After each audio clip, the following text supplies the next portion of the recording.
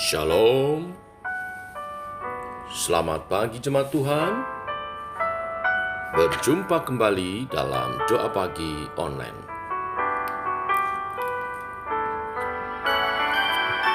Mari datang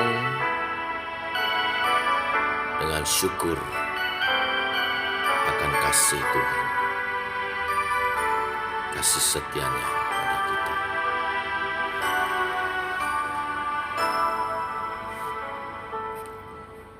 Engkau Bapa yang mengasihiku, tak kau pandang bentuk dan rupaku. Engkau mengasihiku dengan sepenuh hati, tak pernah sama seperti dunia ini. Engkau Bapa yang mengajariku melewati badai langit biru. Kau yang buatku terbang bagaikan Raja Wali, mengatasi segala pencobaan. Kau Bapa-Ku yang baik, mengerti bahasa tetesan air mata, tak kau biarkan ku berjalan sendirian, sebab kau Bapa-Ku yang baik.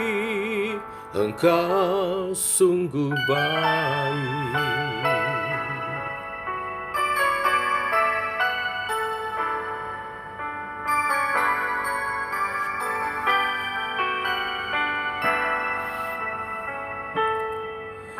Engkau Bapa yang mengajariku melewati badai langit biru. Kau yang buatku terbang bagaikan Raja Wali, mengatasi segala pencobaan. Kau Bapa-Ku yang baik, mengerti bahasa tetesan air mata, tak kau biarkan ku berjalan sendirian, sebab kau Bapa-Ku yang baik. Kau Bapa-Ku yang baik, mengerti bahasa tetesan air mata, tak kau biarkan ku berjalan sendirian, sebab kau Bapa-Ku yang baik. Engkau sungguh baik.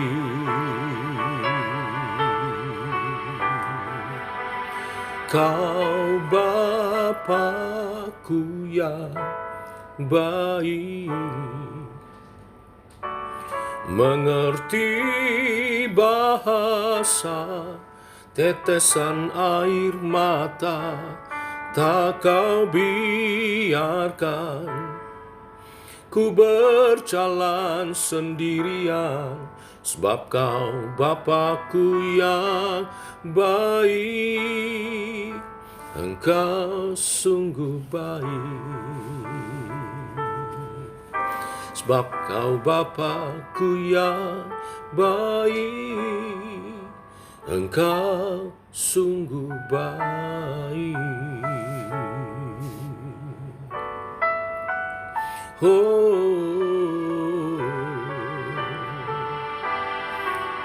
Kau baik Tuhan.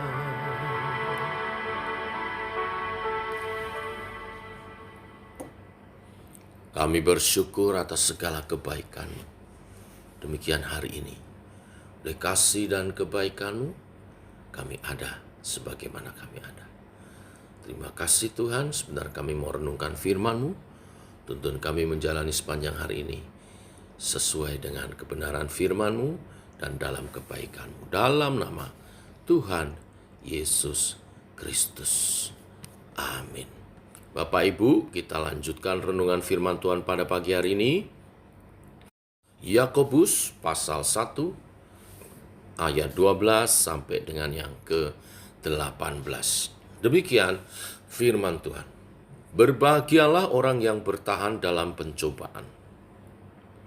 Sebab apabila ia sudah tahan uji, ia akan menerima mahkota kehidupan yang dijanjikan Allah kepada barang siapa yang mengasihi Dia. Apabila seorang dicobai, janganlah ia berkata pencobaan ini datang dari Allah. Sebab Allah tidak dapat dicobai oleh yang jahat. Dan ia sendiri tidak mencobai siapapun. Tetapi tiap-tiap orang dicobai oleh keinginannya sendiri. Karena ia diseret dan dipikat olehnya. Dan apabila keinginan itu telah dibuahi, ia melahirkan dosa. Dan apabila dosa itu sudah matang, ia melahirkan maut. Saudara-saudara yang kukasihi, janganlah sesat. Setiap pemberian yang baik dan setiap anugerah yang sempurna datangnya dari atas, diturunkan dari Bapa segala terang. Padanya tidak ada perubahan atau bayangan karena pertukaran. Atas kehendaknya sendiri, Ia telah menjadikan kita oleh firman kebenaran, supaya kita pada tingkat yang tertentu menjadi anak sulung di antara semua ciptaannya. Amin. Bapak Ibu, surat Yakobus ditujukan kepada 12 suku di perantauan, yaitu jemaat diaspora. Diaspora artinya jemaat yang tersebar. Karena penganiayaan yang terjadi di Yerusalem, mereka menyebar ya di kota-kota di sekitar, di antaranya di Yudea. Nah, 1 abad sebelum surat Yakobus ditulis, keadaan kota Yudea banyak sekali orang yang jatuh miskin karena penjajahan Romawi. Membuat banyak petani kehilangan tanah. Pajak dari Herodes memperburuk situasi. Ketika surat Yakobus ditulis, banyak orang tak memiliki tanah dan harus bekerja pada tuan tanah. Di Yerusalem, orang-orang kaya tinggal di bagian atas kota, orang-orang miskin di bawah dekat selokan-selokan. Jurang antara kaya dan miskin begitu besar. Belum lagi ditambah kondisi jemaat diaspora yang harus tersebar sebagai orang asing di sekitar kota-kota di Yerusalem. Keadaan yang semacam ini membuat orang seringkali ingin cari jalan pintas. Maka Rasul Paulus menasehatkan supaya bertahan dalam pencobaan, ya, dalam pergumulan hidup, dalam keadaan yang serba sulit, bertahan dalam pencobaan. Karena apabila kita dapat bertahan dalam pencobaan, kita akan tahan uji. Dan itulah yang membentuk iman dan karakter orang percaya. Dan Rasul Paulus memuji, berbahagialah karena mereka yang bertahan dalam pencobaan sehingga karakter imannya teruji, mereka akan memperoleh mahkota kehidupan yang dijanjikan Allah kepada barang siapa yang mengasihi Dia. Nah, kata mengasihi Dia menjelaskan bahwa orang-orang percaya yang bisa bertahan dalam pencobaan adalah mereka yang mengasihi Tuhan. Pencobaan apa sebenarnya? Pencobaan untuk mencari jalan pintas karena kesulitan hidup, dengan menjual iman, dengan mengingkari identitas iman supaya memperoleh kemudahan-kemudahan, atau mengaburkan identitas Kristennya supaya hidup lebih baik. Keinginan-keinginan untuk memperoleh kemudahan hidup membawa kita terseret kepada keinginan-keinginan memuaskan jasmaniah kita dan akhirnya mengorbankan hal rohani.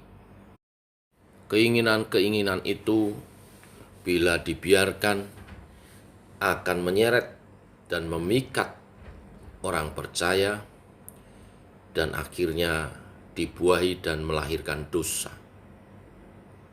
Dan apabila dosa itu sudah matang, ia akan melahirkan maut, kata firman Tuhan ayat yang ke-15.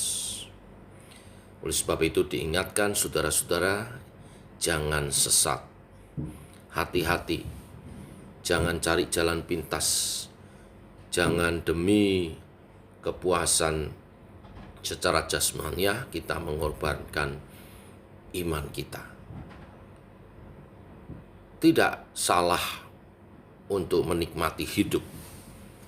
Tidak salah untuk ingin mendapat kemudahan. Tetapi tidak boleh mengorbankan iman kita kepada Tuhan Yesus Kristus. Bapak Ibu, di dalam Yesus juga tersedia berkat-berkat. Apa yang membedakan berkat Tuhan dengan keinginan-keinginan yang berdosa tadi? Ayat 17 menjelaskan setiap pemberian yang baik dan setiap anugerah yang sempurna datangnya dari atas. Diturunkan dari Bapa segala terang. Padanya tidak ada perubahan atau bayangan karena pertukaran. Berkat yang dari Tuhan itu anugerah. Tidak perlu ada pertukaran. Dalam pengertian bukanlah berkat dari Tuhan kalau kita menerimanya, kemudian justru kita mengorbankan iman kita. Berkat yang dari Tuhan, kita menerimanya sebagai anugerah. Berkat yang dari Tuhan membuat kita makin mulia. Seperti rancangannya menjadikan kita anak sulung di antara semua ciptaannya. Hidup kita mulia karena berkat-berkat Tuhan. Bukan sebaliknya. Menerima sesuatu yang kita anggap sebagai kemudahan, ya berkat dalam tanda kutip, tapi kita mengorbankan iman. Itu bukan berkat, itu bukan dari Tuhan. Mari kita tangkap kebenaran ini dan kita mau bertahan dalam segala keadaan kita, dalam pencobaan, dalam model apapun. Tuhan dimuliakan. Mari kita berdoa. Terima kasih Tuhan buat hari yang baru. Hari ini limpah dengan berkat-Mu. Engkau mengingatkan kepada kami untuk kami bertahan dalam pencobaan.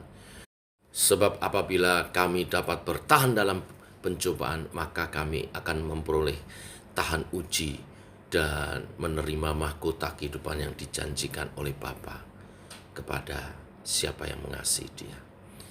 Tuhan, kami mau belajar mengasihi-Mu dengan hidup taat, dengan hidup setia kepada Tuhan. Bimbinglah kami di hari yang baru, di minggu ini kami melangkah dalam iman percaya, mengutamakan Tuhan dalam setiap laku hidup kami. Terima kasih Tuhan, berkati setiap umat Tuhan yang mendengar doa pagi ini, imannya bertumbuh dan tetap dalam perlindungan daripada Tuhan. Kami berdoa untuk jemaat-jemaat yang sedang dalam pergumulan, yang sakit Engkau sembuhkan. Kami berdoa untuk Pak Firman yang sedang dirawat juga, Engkau jamah apapun sekarang kondisinya. Kami berkati oleh bilur-bilur darah Tuhan Yesus, kesembuhan yang daripada Tuhan. Pak Firman disembuhkan. Yang berduka Tuhan beri penghiburan. Secara khusus berdoa untuk keluarga Bapak Kenny dan Ibu Lydia di Australia yang sedang berduka karena mama mertua dipanggil Tuhan. Tuhan memberi penghiburan, damai sejahtera yang daripadamu. Penghiburan dari Allah Roh Kudus, penghiburan surgawi yang menguatkan, yang kekal. Tak lupa kami mohonkan pimpinan daripada Tuhan supaya sepanjang hari ini laku hidup kami dituntun oleh Roh-Mu pada kebenaran-kebenaran sejati dan rancangan daripada Tuhan atas hidup kami umat-Mu.